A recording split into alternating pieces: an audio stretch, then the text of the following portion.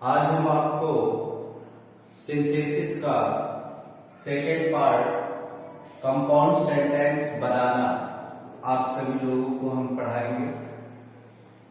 Compound sentence कैसे बनाया जाता है और उसे बनाने के क्या रूल्स हैं और उसी कंपाउंड सेंटेंस को आज हम पढ़ेंगे। आपको हमने सिंपल सेंटेंस बनाना बताया और ये दूसरा सिंथेसिस का जो पार्ट है कंपाउंड सेंटेंस बनाना। सबसे पहले हमें ये देखना है कि कंपाउंड सेंटेंस होता क्या है। कंपाउंड सेंटेंस जिसका हिंदी भाव होता है संयुक्त वाक्य। संयुक्त वाक्य क्या होता है? कंपाउंड सेंटेंस वह सेंटेंस होता है जिस सेंटेंस में एक आपका प्रिंसिपल क्लॉज होता है और शेष जो वाक्य होते हैं वो आपके कोऑर्डिनेट क्लॉज होते हैं। कोऑर्डिनेट क्लॉज का मतलब होता है समान पदी उपवाक्य। समान पदी उपवाक्य का मतलब होता है वह वाक्य जो अपना पूर्ण भाव देने में स्वयं सक्षम, जिसे अपना भाव व्यक्त करने के लिए किसी दूसरे सेंटेंस की सहारे की जरूरत ना हो, जो अपने आप में एक सेल्फ डिपेंडेंट सेंटेंस होता है, आत्मनिर्भर सेंटेंस होता है, जो अपने सेंस को स्वयं क्लियर कर सकता है। ऐसे वाक्य को हम जो है समान पदी वाक्य बोलते हैं, जिसे इंग्लिश में हम कोऑर्डिनेट क्लॉज भी बोलते हैं। तो compound sentence is a combination। Compound sentence क्या है? A combination of the principal clause and coordinate clause. Coordinate clause और प्रिंसिपल क्लॉज को मिला करके जो सेंटेंस बनाया जाता है उसी को हम कंपाउंड सेंटेंस कहते हैं। कोऑर्डिनेट क्लॉज जो अपना पूर्ण भाव देने में स्वयं सक्षम होता है, जिसे अपना भाव क्लियर करने के लिए प्रिंसिपल क्लॉज पर निर्भर नहीं होना पड़ता है, बल्कि वह प्रिंसिपल क्लॉज को कोऑपरेट करता है, उसका सहयोग करता है, ना कि उस पर वो पूरी तरह से डिपेंड होता है। तो जहां पर दो या दो से अधिक ऐसे वाक्यों को जोड़कर एक वाक्य बनाया जाए जहां पर एक प्रिंसिपल क्लॉज हो और शेष कोऑर्डिनेट क्लॉज हो, तो उसे कंपाउंड सेंटेंस कहते हैं। तो इस कंपाउंड सेंटेंस में एक आपका प्रिंसिपल क्लॉज होता है। प्रिंसिपल क्लॉज का मतलब होता है मुख्य वाक्य, मुख्य उपवाक्य। एक प्रिंसिपल क्लॉज, सभी में एक प्रिंसिपल क्लॉज होता है। चाहे आप सिंपल सेंटेंस पढ़ेंगे, चाहे कंपाउंड पढ़ेंगे, चाहे कॉम्प्लेक्स सेंटेंस आप पढ़ेंगे, सभी में एक प्रिंसिपल क्लॉज होता है। तो कंपाउंड में भी एक आपका प्रिंसिपल क्लॉज होता है और शेष जो होते हैं वो आपका कोऑर्डिनेट क्लॉज होता है।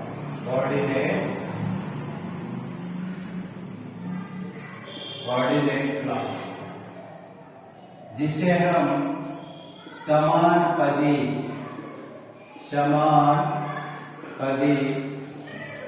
उपवाक्य कहते हैं।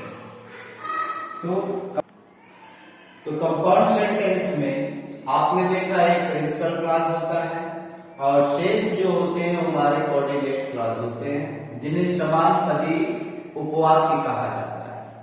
समान पदी उपवाक्य का मतलब होता है वह वाक्य जो अपना भाव, अपनी मीनिंग्स स्वयं क्लियर कर सके, जिसे अपना भाव क्लियर करने के लिए किसी की मदद की जरूरत ना हो, जो अपने आप में एक कंप्लीट सेंटेंस होता है, उसे हम कोऑर्डिनेट क्लॉज कहते हैं, जिसे हिंदी में हम समान पदी वाक्य कहते हैं। प्रिंसिपल क्लॉज का मतलब होता है मुख्य वाक्य, वह वाक्य जो अपना पूर्ण भाव देने में स्वयं सक्षम होता है। कंपाउंड सेंटेंस की आप डेफिनेशन क्या बन गई? जहां पर दो या दो से अधिक ऐसे वाक्यों का प्रयोग किया जाए जिनमें एक आपका प्रिंसिपल क्लॉज हो और शेष आपका कोऑर्डिनेट क्लॉज हो, उसे कंपाउंड सेंटेंस कहते हैं। अब देखना, जैसे कि सिंपल में हमने आपको पढ़ाया 8 रूल्स पढ़ाए कि 8 रूल्स के माध्यम से हम सिंपल सेंटेंस बनाते हैं। यहां पर भी ये जो आपका कोऑर्डिनेट क्लॉज है, यह कोऑर्डिनेट क्लॉज आपके 4 प्रकार के कंजंक्शन में डिवाइड हो जाता है। चलिए तो इसमें भी हमें 4 रूल्स पढ़ना है। नंबर 1 आपका होता है cumulative conjunction. Cumulative conjunction, cumulative conjunction का मतलब होता है योग सूचक संयोजन।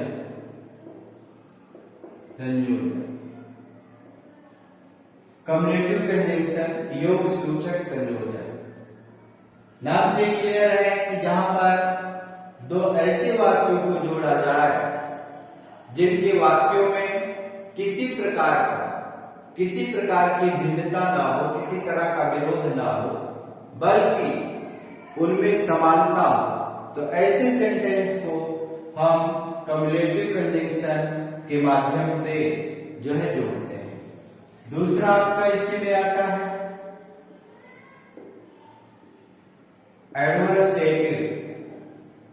एडवर्सेटिव कंजंक्शन, जिसे हिंदी में कहा जाता है विरोध सूचक संयोजन। नाम से क्लियर है कि विरोध सूचक कहने के मतलब जहां पर हमारे 2 विरोधी शब्दों को या विरोधी भाव देने वाले 2 वाक्यों को हम एक साथ रखें, तो वहां पर हम एडवर्सेटिव कंजंक्शन का यूज करेंगे। जहां पर इसको हम दूसरी लैंग्वेज में भी कह सकते हैं, जहां पर किए गए कार्य का परिणाम पॉजिटिव ना होकर क्या हो जाए, निगेटिव हो जाए, तो ऐसे सेंटेंस को हम एडवर्सेटिव कंजंक्शन के माध्यम से जोड़ेंगे, जो भी हम आपको पढ़ाएंगे। तीसरा आपका है इसमें अल्टरनेटिव कंजंक्शन। अल्टरनेटिव कंजंक्शन,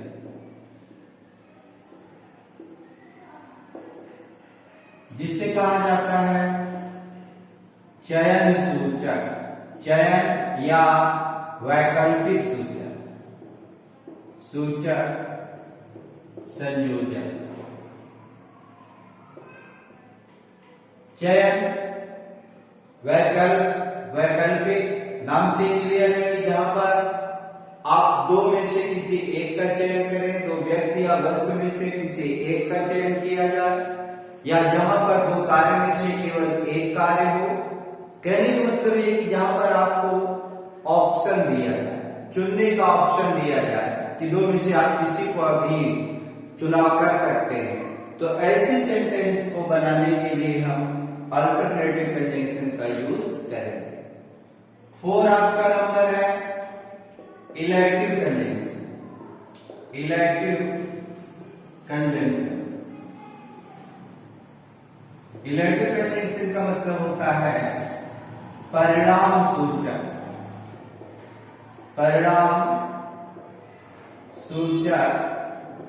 संयोजन।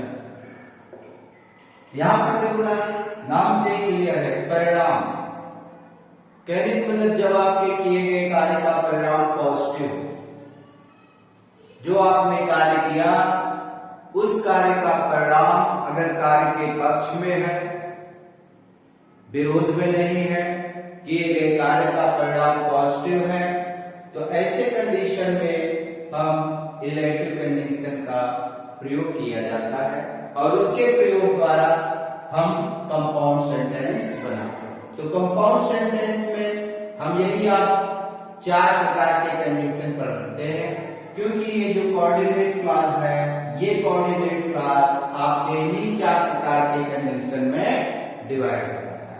तो आपने देखा कंपाउंड सेंटेंस क्या है, जहां पर एक प्रिंसिपल क्लॉज हो और शेष कोऑर्डिनेट क्लॉज हो, उन्हें मिलाकर के जो सेंटेंस बनता है वो आपका कंपाउंड सेंटेंस कहलाता है। कोऑर्डिनेट क्लास को जब हम क्लासिफिकेशन करते हैं तो ये आपके 4 प्रकार के कंजंक्शन में डिवाइड होता है। कम्युलेटिव कंजंक्शन, योग सूचक संयोजक, एडवर्सेटिव कंजंक्शन, विरोध सूचक संयोजक, अल्टरनेटिव कंजंक्शन, चयन सूचक संयोजक और इलेक्टिव कंजंक्शन, परिणाम सूचक संयोजक। ये 4 कंजंक्शन ही हमें कंपाउंड सेंटेंस को हम इन्हीं 4 प्रकार के कंजंक्शन द्वारा बनाते हैं। तो सबसे पहले हम इसमें एक एक नियम पढ़ेंगे। तो फर्स्ट रूल्स हम पढ़ेंगे इसमें सबसे पहले कम्युलेटिव कंजंक्शन। कम्युलेटिव कंजंक्शन में कौन कौन से आपके मेन कंजंक्शन आते हैं? इसमें आपका एंड और इसी में आपका बोथ। एंड बोथ का मतलब होता है दोनों, एंड का मतलब होता है और। इसी में हम पढ़ेंगे एज वेल एज, के जैसा या की तरह या के समान। और इसी में हम पढ़ते हैं not only but also, not only but also. Not only means होता है मात्र नहीं, बट आल्सो का मतलब होता है बल्कि भी।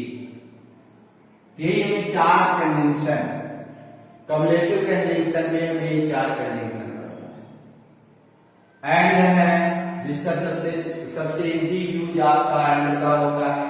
बोथ एंड, बोथ दोनों, एंड मीन्स और एज वेल एज के जैसा, और नॉट ओनली बट आल्सो मात्र नहीं बल्कि।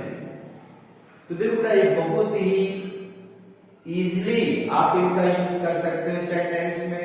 सबसे पहले हमें करना क्या है, मैं पहले ही बता चुका हूं कि कम्युलेटिव कंजंक्शन का यूज आप तभी करोगे जब आपके वाक्यों के भाव में समानता, किसी तरह का विरोध ना। इट मीन्स दैट जहां पर एक चीज आपको कॉमन मिलेगी और दूसरी चीज आपको डिफरेंट मिलेगी। जैसे अगर आपका सब्जेक्ट कॉमन है, सब्जेक्ट दोनों का सेम है, तो उसके जो क्वालिटी होंगे, उसके जो वर्ब होंगे वो क्या होंगे, वो डिफरेंस होंगे। और अगर उसके क्वालिटी और उसके कार्य सेम है, मीन्स कॉमन है, तो आपका सब्जेक्ट डिफरेंस होगा।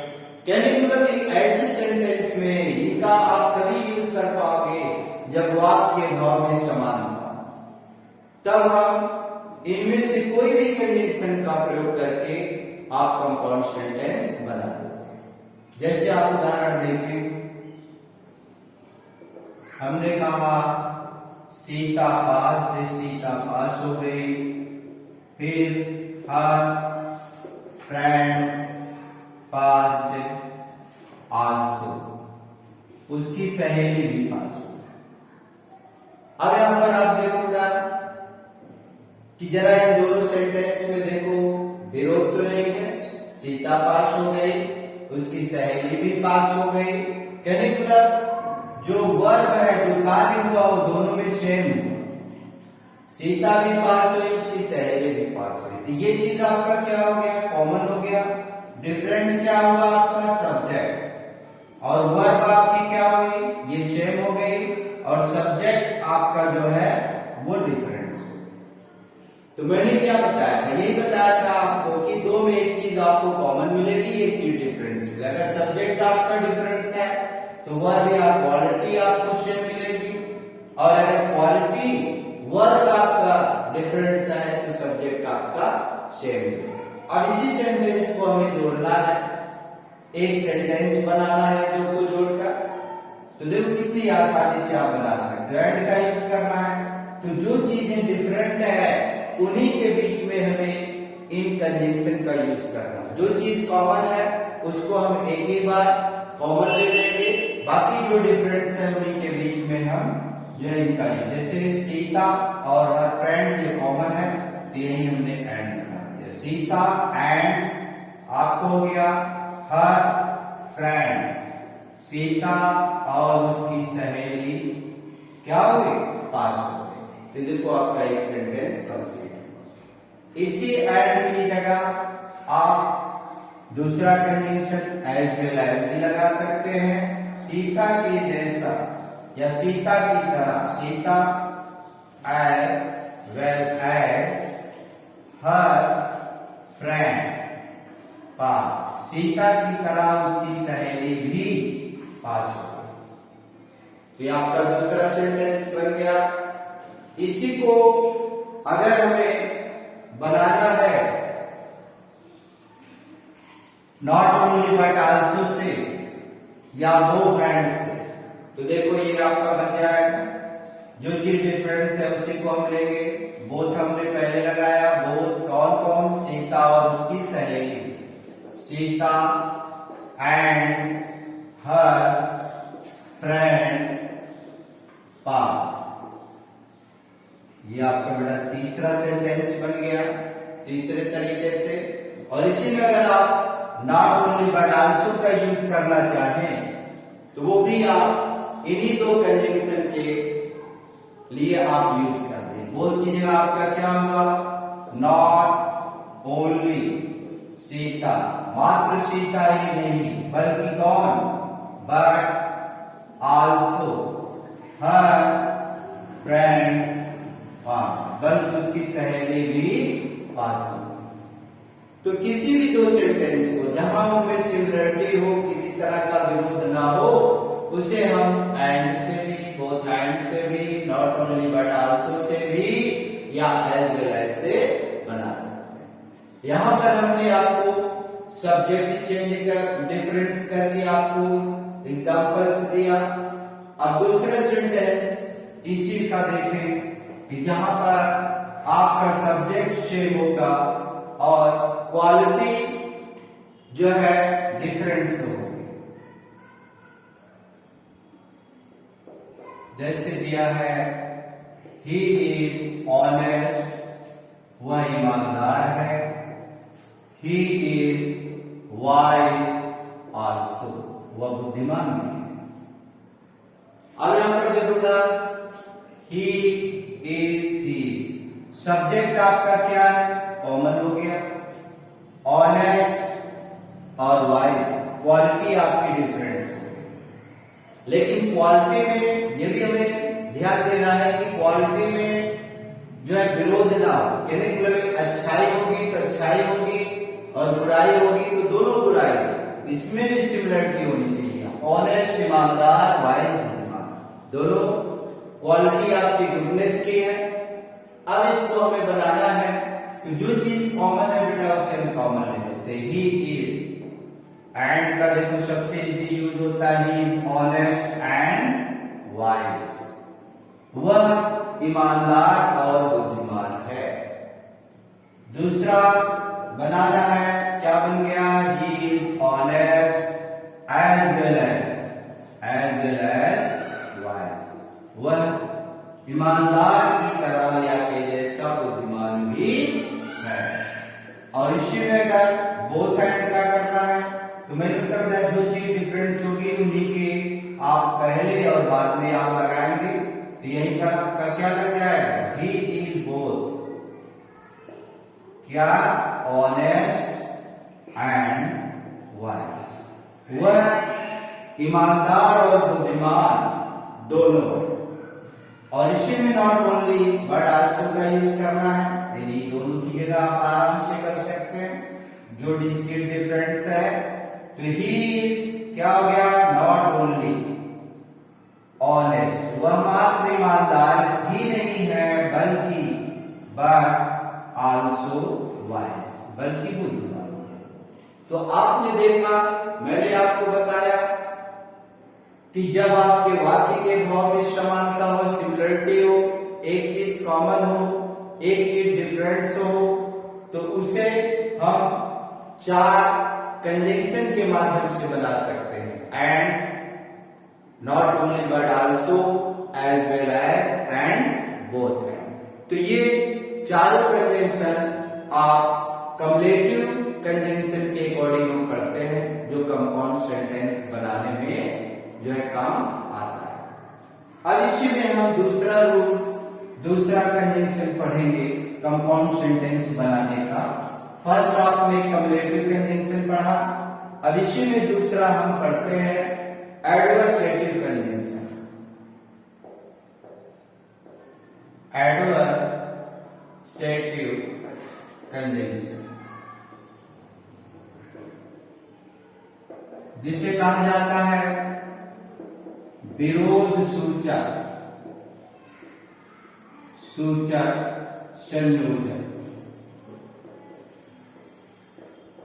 नाम से क्लियर है कि विरोध कहने का मतलब जहां पर वाक्यों के भाव में समानता ना हो बल्कि उनमें विरोध। It means where two sentence which are giving opposite meanings is combined। जहां पर दो विरोधी शब्द विरोधी भाव व्यक्त करने वाले दो सेंटेंस को हम जोड़ते हैं, या हम कह सकते हैं जब किए गए कार्य का परिणाम निगेटिव होता है किंतु परंतु का भाव व्यक्त होता है, आपके वाक्यों के भाव में सिमिलरिटी ना होकर के जो है उसमें विरोध होता है, तो ऐसी कंडीशन में हम एडवर्सेटिव कंजंक्शन का यूज करते हैं। इसमें भी सबसे इंपॉर्टेंट आपका बट होता है। बट का मतलब होता है लेकिन, इनका यूज हम कहां करेंगे? Use for negative results. जब कोई कार्य किया गया और उसका परिणाम नकारात्मक, तो उसके लिए हमारे पास बट विरोध के। इसी में हम एड पढ़ते हैं। एड का मतलब होता है फिर भी। इसका यूज फॉर क्वालिटी गुणों के लिए। देखो एड आपका ऐसा कंजंक्शन है जिसका मात्रा जब गुणों में विरोध का मतलब होता है जैसे हम कह दे वह धनी है फिर भी वह बेईमान है, या वह गरीब है फिर भी ईमानदार है, यद्यपि उसने कठिन परिश्रम किया फिर भी वह फेल हो गया। तो जहां इस प्रकार का सेंस होता है हमारे क्वालिटी से जो है संबंधित होता है, तो मोस्टली एड का यूज इस प्रकार के ही सेंटेंस में किया जाता है। बट आपका क्या होता है? बट तो आपका सदाबहार कंजंक्शन होता है। इनका हम क्वालिटी को छोड़कर हर जगह जहां पर भी विरोध होगा या परिणाम निगेटिव होगा वहां पर आप इनका भरपूर यूज कर सकते हैं। क्वालिटी के लिए हम एड का यूज करते हैं। स्टिल भी इसी का एक पार्ट होता है। फिर भी इनका हम यूज फॉर इलनेस बीमारी के लिए करते हैं। और इसी में आपका वाइड, जबकि यूज फॉर टाइमिंग, ये टाइम ऑफ एडवर्ब होते हैं समय के लिए, इनका प्रयोग किया जाता है। और एल्स भी होता है विरोध के लिए होता है।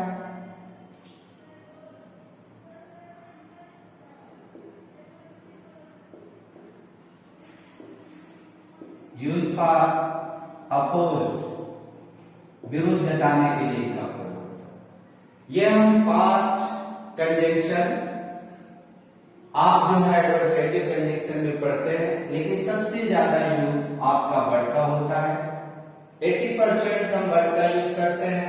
फिर आपका एड क्वालिटी के लिए ओनली होता है, और इनका बहुत ही नाम मात्र का प्रयोग किया जाता है। जहां पर जैसे वाइल का टाइमिंग के लिए है, अगर टाइमिंग का बोध होता है तो वहां पर आप यूज कर सकते हो। स्टिल आप बीमारी के लिए यूज कर सकते हो।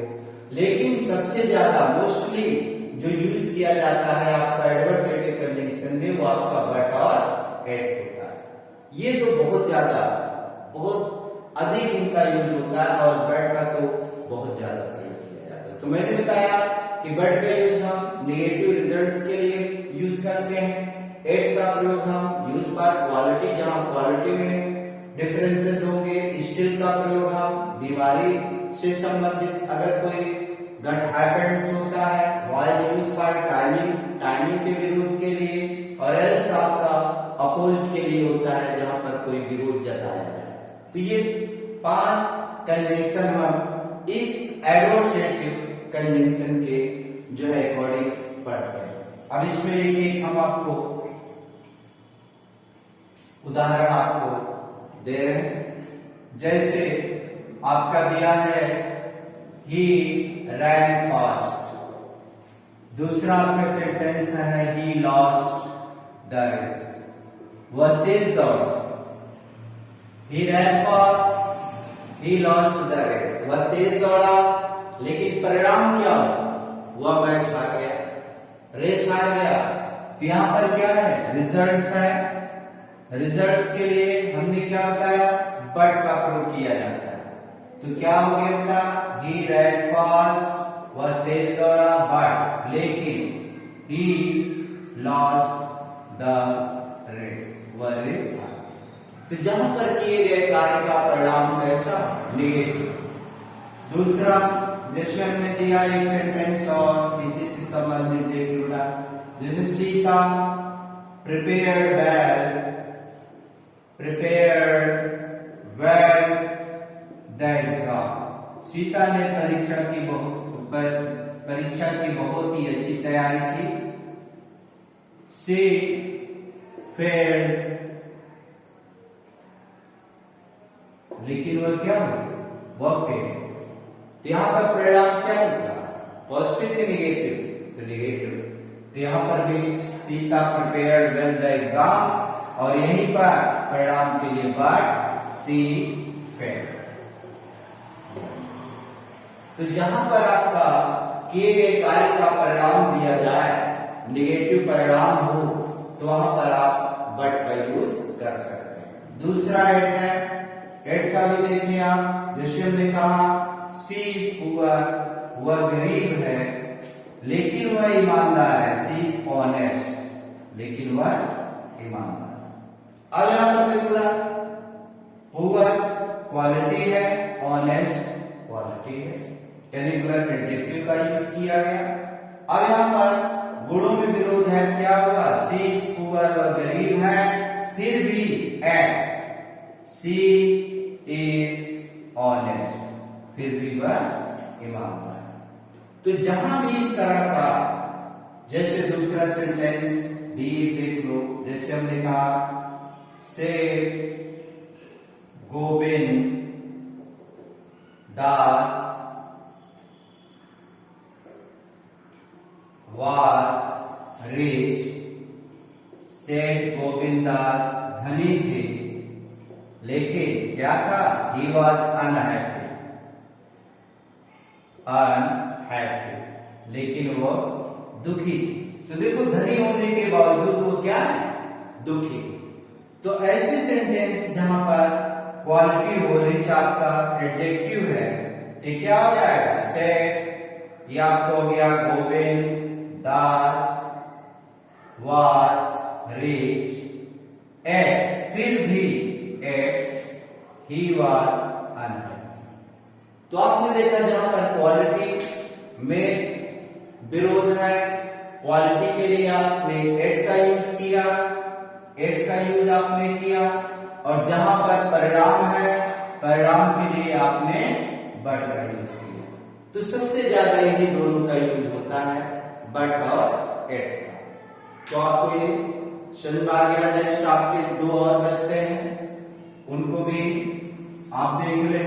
स्टिल का और व्हाइल का यूज किस कंडीशन में किया जाता है? तीसरा आपका इसमें, जैसे आपका स्टिल का है प्रयोग, जैसे मिलता है सी वाज इल, वह बीमार थी। सी अटेंडेड द क्लास, फिर भी उसने क्लास को अटेंड किया।